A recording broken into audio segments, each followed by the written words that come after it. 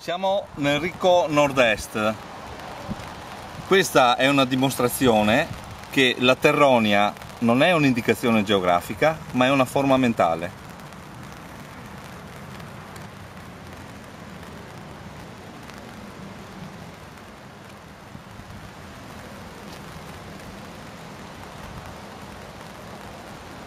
Quella che vediamo è una piscina in plastica che è stata utilizzata per far giocare i bambini. In mezzo ci sono anche dei giocattoli di bambini. Una volta che si è ritenuto utile disfarsene, non si è trovato posto migliore che venire qui, e come ci fanno vedere le riprese che vengono fatte in Campania e a Napoli, siamo nella stessa identica situazione.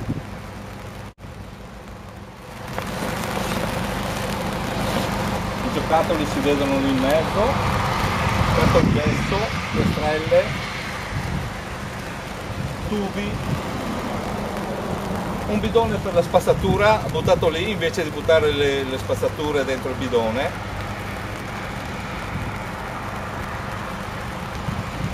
Questo indica il degrado a cui si può giungere.